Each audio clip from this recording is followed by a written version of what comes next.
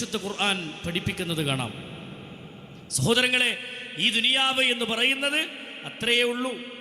നബി കരീം സല്ലല്ലാഹു അലൈഹി വസല്ലമ വഴിയിലൂടെ നടന്നു പോകുമ്പോൾ ചന്തയിൽ നിന്ന് ചത്തുകിടക്കുന്ന ഒരു ആട്ടിൻകുട്ടിയെ കയ്യിലെടുത്ത ചരിത്രം നമ്മൾ കേട്ടിട്ടുണ്ട്.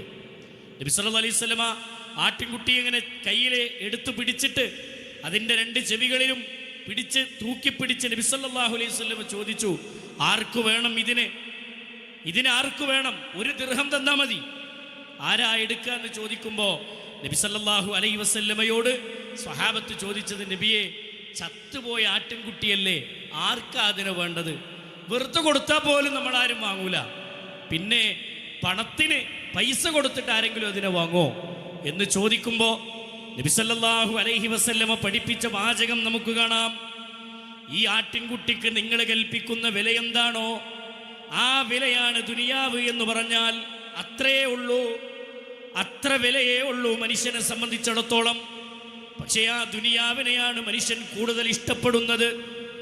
നബി സല്ലല്ലാഹു അലൈഹി വസല്ലമയെ കുറിച്ച് സ്വഹാബത്ത് പഠിപ്പിക്കുന്ന ഒരു വാചകം കാണാം. അള്ളാഹുവിൻ്റെ റസൂൽ സല്ലല്ലാഹു അലൈഹി വസല്ലമ മിമ്പറിൽ കയറിയിരുന്നു. ഒരിക്കൽ സ്വഹാബത്ത് പറയാണ്, ജലസ റസൂലുള്ളാഹി സല്ലല്ലാഹു അലൈഹി വസല്ലമ അലൽ മിമ്പർ. അള്ളാഹുവിൻ്റെ റസൂൽ മിമ്പറിൻ്റെ മുകളിൽ കയറിയിരുന്നു.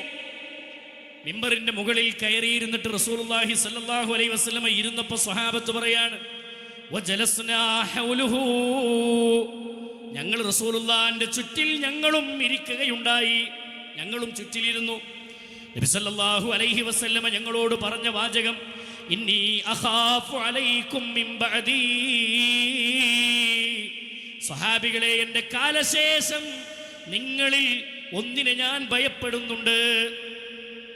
എൻ്റെ കാലശേഷം ഒരു കാര്യത്തെ നിങ്ങളുടെ ജീവിതത്തിൽ കടന്നു വരുന്നതിനെ ഞാൻ പേടിക്കുന്നുണ്ട്. അതെന്താ സഹോദരങ്ങളെ? നബി സല്ലല്ലാഹു അലൈഹി വസല്ലമ പറഞ്ഞത്, ദുനിയാവിൻ്റെ അലങ്കാരം നിങ്ങളുടെ മുന്നിൽ തുറന്നു വെക്കുന്നതിന് ഞാൻ പേടിക്കുന്നു എന്നാണ്. നിങ്ങൾ അല്ലാഹുവിനെ കുറിച്ചുള്ള ഓർമ്മകളിൽ നിന്ന്, മരണത്തെക്കുറിച്ചുള്ള ചിന്തകളിൽ നിന്ന്, പരലോക